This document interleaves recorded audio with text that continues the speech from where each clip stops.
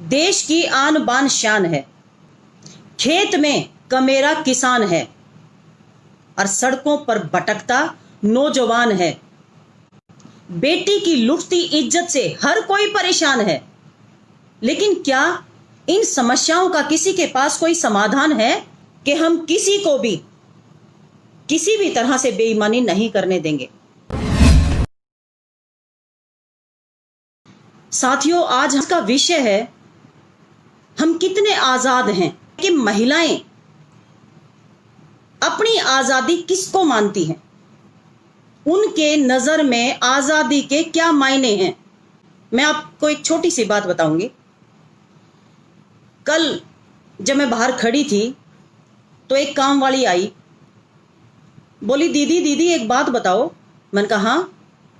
बोले आजादी क्या है? मैंने कहा मतलब हम भी हो गए आजाद। मैंने कहा हाँ, क्यों तुम आजाद नहीं हुई? बोली वो कैसे होता है? मैंने कहा अरे पहले हम गुलाम थे, अंग्रेजों के अधीन थे, उनका राज चलता था, जो वो कहते थे वो हम करते थे, अपने हिंदुस्तान में हम गुलामों की जिंदगी जीते थे। तो बोली अब क्या हो गया? मैंने कहा क्यों, अब क्यों नहीं हुआ? ये बोली हाँ लग गए है, मेरा घर वाला तो आजाद हो गया। मैंने कहा वो कैसे?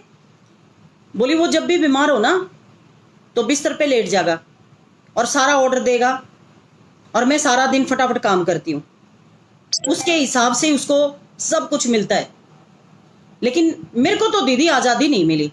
मैंने कहा वो कैसे? बोली जब मैं बीमार होती हूँ तो पता वो क्या कहता है, कह रहा तेरे तो रोज ना कुछ होया रहा है। तो मेरे ख्याल में बोले मैं तो आजाद नहीं हुई। मैंने कहा अच्छा। बोली और आप आजाद होगी क्या? मैं उसकी बातें सुन के मुझे इतनी हैरानी हो रही थी। सच में हम आजाद हिंदुस्तान के गुलाम नागरिक हैं। आप कहेंगे कि मैं कैसी बात कर रही हूं। साथियों, देश की आन बान शान है, सरहद पर तैनात जवान है, खेत में कमेरा किसान है और सड़कों पर भटकता नौजवान है। बेटी की लुटती इज्जत से हर कोई परेशान है, लेकिन क्या इन समस्याओं का किसी के पास कोई समाधान है? आजादी के 74 साल बाद भी हम कितने आजाद हैं, यह सोचने का विषय है कि बेटियों की इज्जत कब कौन लूट ले नहीं मालूम। और साहिर ने ठीक कहा, औरतों ने जन्म दिया मर्दों को, मर्दों ने उन्हें बाजार दिया, जब जी चाहा मसला कुचला और जब जी चाहा दुत्कार दिया। क्या हालत महिलाओं की ऐसी नहीं है? बिल्कुल ऐसी ही है। यूएन की रिपोर्ट यह कहती है कि भारत में बेटियों को बोझ समझा जाता है, उन्हें पराया धन माना जाता है और हर दूसरी मिनट में एक महिला बलात्कार की शिकार होती है। WHO कहता है कि 1 घंटे में 5 महिलाएं बच्चा पैदा करने में मर जाती हैं। हमें वो हेल्थ की बड़ी बड़ी दुहाइयां दी जाती हैं, लेकिन हालात जो हैं वो बदतर हैं। पिछले 1 दशक में 9,09,713 केस छेड़छाड़ के दर्ज हुए हैं। और मैं आपको बताना चाहूंगी, एनसीआरबी की रिपोर्ट ये कहती है पिछले 40 सालों में रेप के मामलों में 1353% बढ़ोतरी हुई है और शासन प्रशासन चुप है, क्योंकि देश की व्यवस्था ऐसी है कि सिक्योरिटी तो नेताओं को चाहिए। एनसीआरबी की रिपोर्ट यह कहती है 2017 में हर रोज 90 से 100 महिलाओं के साथ बलात्कार हुआ है, हर रोज। और 2017 के आखिर में ये 3% बढ़े हैं। 1,27,800 मामले रेप के सामने आए।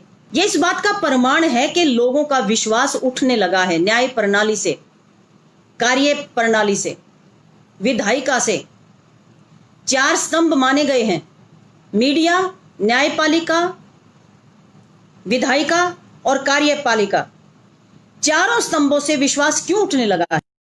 कोई भी मजदूर की बात नहीं करता। मजदूर झोपड़ी नसीब नहीं कर पाता। इतनी मेहनत करने के बाद अगर 2 वक्त की एक रोटी मजदूर को नहीं मिलती तो सच में सोचने की जरूरत है, क्या सच में हम आजाद हैं? देश का निर्माण करने वाला नौजवान सड़कों पर बैठा ताश खेल रहा है। सच में दुर्भाग्यपूर्ण है। और मैं ये कहूंगी, वतन की फिक्र कर नादा, मुसीबत आने वाली है। वतन की फिक्र कर नादा, मुसीबत आने वाली है। तेरी बर्बादियों के मशवरे हैं आसमानों में, न समझोगे तो मिट जाओगे ए हिंदू, तुम्हारी दास्तां भी ना होगी दास्तानों में। इस देश की व्यवस्था को बदले तो कैसे बदले, बड़ा सवाल खड़ा होता है। लेकिन सोचनीय यह है कि जब एक अनपढ़ आदमी, गुट्ठा टेक आदमी एजुकेशन मिनिस्टर बनेगा तो हालात यही होंगे, बदल नहीं सकते। शहीद आजम भगत सिंह, राजगुरु, सुखदेव, चंद्रशेखर आजाद, बिस्मिल, क्या इन्होंने इसी आजादी के सपने देखे थे कि हमारी बहू बेटियां स्कूल कॉलेज जाते हुए भी तरसेंगी? क्या उन्हें उनके अधिकार नहीं मिलेंगे? किसान दूर भूखा पेट सोएगा? मैंने एक लाइव वीडियो देखा और डिबेट में मैं भी थी। एक महिला के पति मर जाते हैं, वो हॉस्पिटल में एडमिट कराने के लिए आती है, लेकिन किसी ने कहा कि फीस 5 रुपए फीस के लगेंगे, पर्ची के लगेंगे 5 रुपए, तब तुम अंदर जा सकती हो। और वो पूरी रात एक 2 साल के बच्चे के साथ अपने पति को लेकर वहां बैठी रही और सुबह उसके पति की मौत हो जाती है। क्या इसी आजादी का सपना देखा था? नहीं।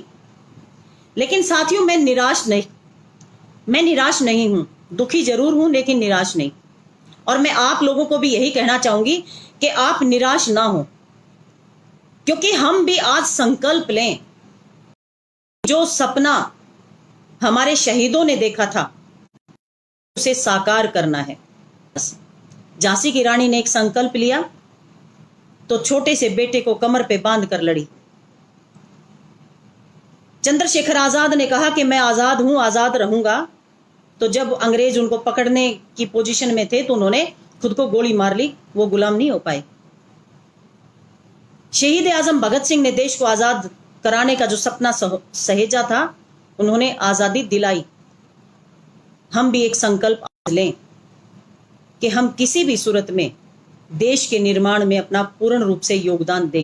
इस निष्कर्ष पर पहुंची हूं कि हमें जो आजाद भारत में गुलाम नागरिक हैं उनके लिए काम करने की जरूरत है, कि हम किसी को भी किसी भी तरह से बेईमानी नहीं करने देंगे।